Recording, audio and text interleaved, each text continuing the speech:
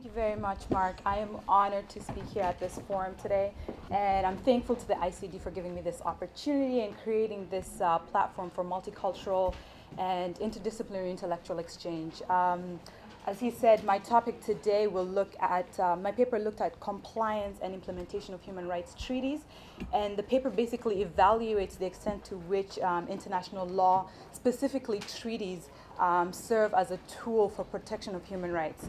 And the relevance of this topic today, we're literally a few days away from witnessing the signing of the SDGs, wherein some of the goals of the SDGs outlined are reinforcing basic human rights that are present in multiple other human rights treaties. And to give you just a small snapshot of this, for example, the first SDG is to end poverty, the second SDG is to end hunger and achieve food security.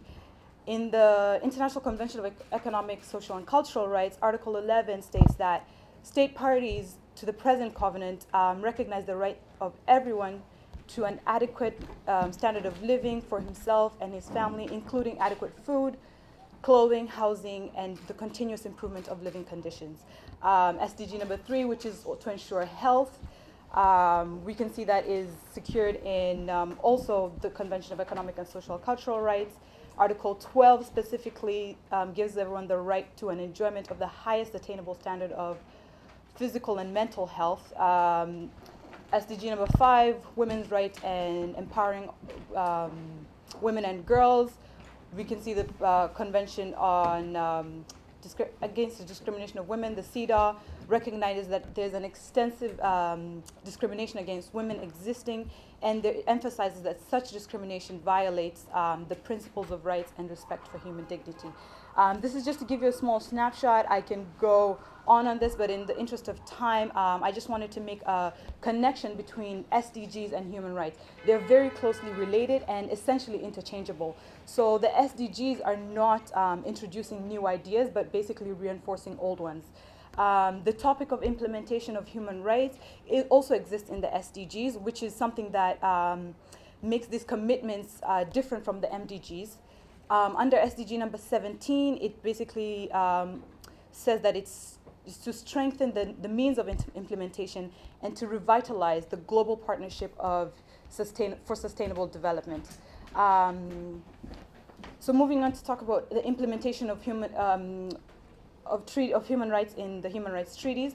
First, I'll give you an overview of the human rights system and how it works. I know we're here from different educational backgrounds, and you might not understand really what human rights law and how it's the enforcement mechanism. Human rights basically is a system of reciprocity among sovereign states, and treaties and agreements are signed pacta sunt servanda, meaning that they're signed in good faith and that states will honor these agreements because they're coming with the best intentions.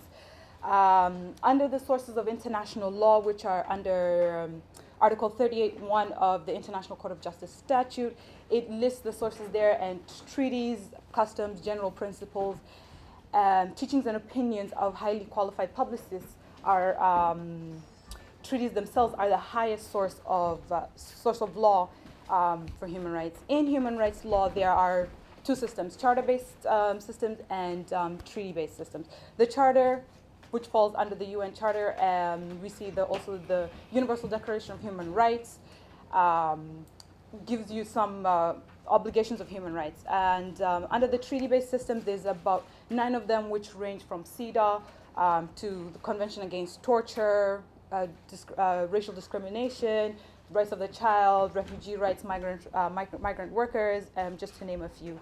And within these treaties, they create their own enforcement mechanisms, which are committees, and they're set up by the treaties themselves to monitor compliance through a number of procedures. Just to name a few, there's the self-reporting mechanism where states themselves on a periodic basis report to these committees based on what they've done in their countries to secure human rights and what they're doing to fulfill their obligations. But we see that under the Universal Periodic Review, according to the Human Rights Committee, the Universal Periodic Review system is riddled with problems. States are delinquent in their submissions of these reports, and their participation is not always consistent. Another aspect of reinforcing these. We have the interstate complaints where one state will, call out another state and say you're not actually fulfilling your obligations. But this is uncommon and very rare for one state to call out another state on their practices. This type of monitoring relies on the name and shame mechanism to improve practices, but we can see it's like rarely used.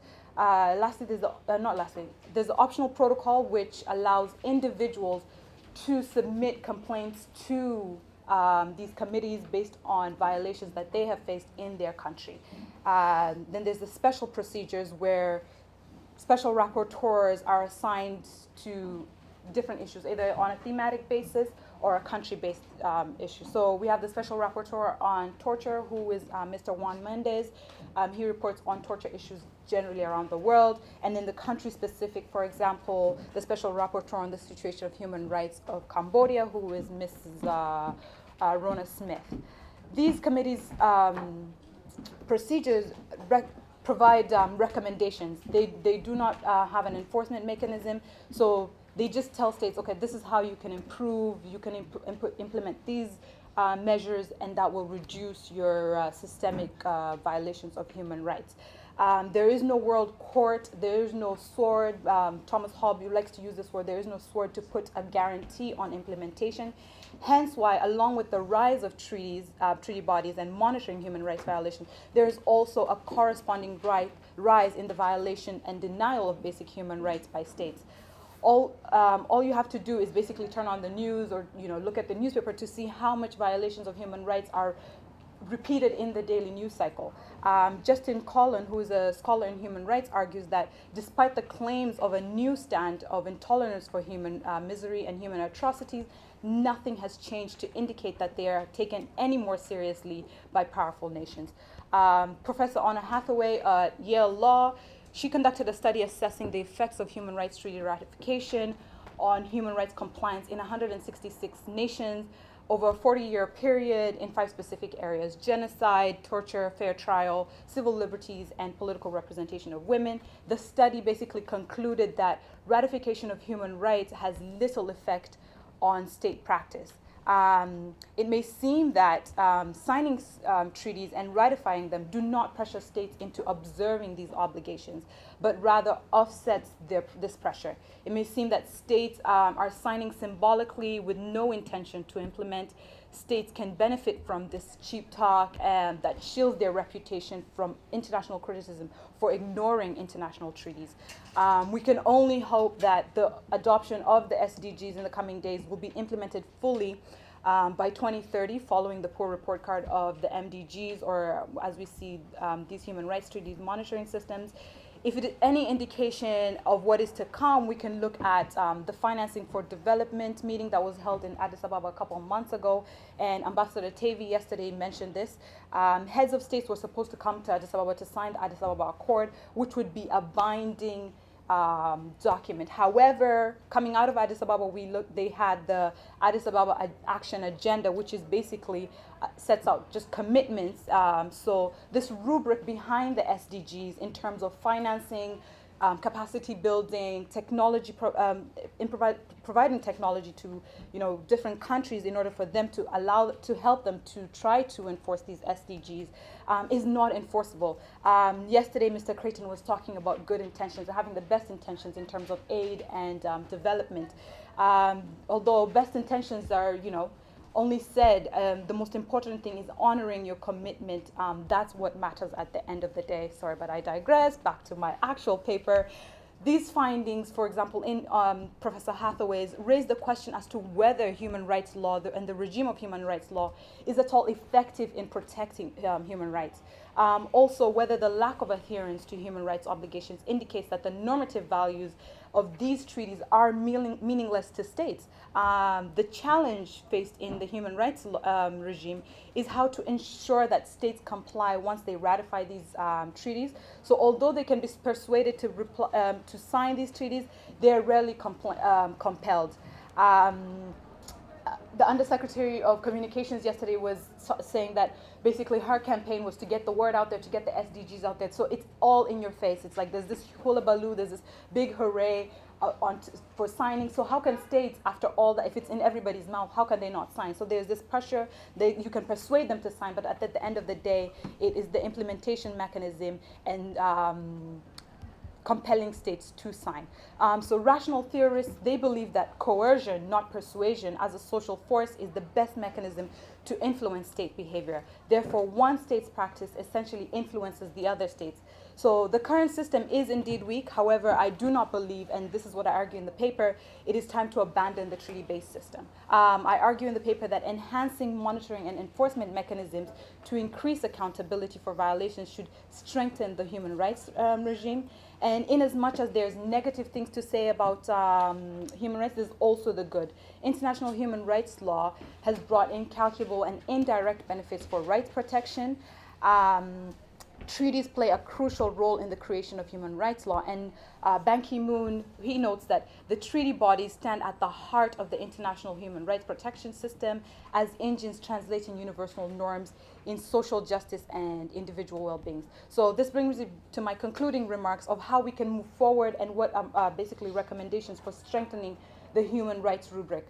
One, there's monitoring states' behavior to ensure that states are integrating these treaty obligations to national laws, and once they're in your national laws, then your legislation can then take its course of action where you can bring violations to your national courts or to the regional systems, because relying on states alone does not suffice.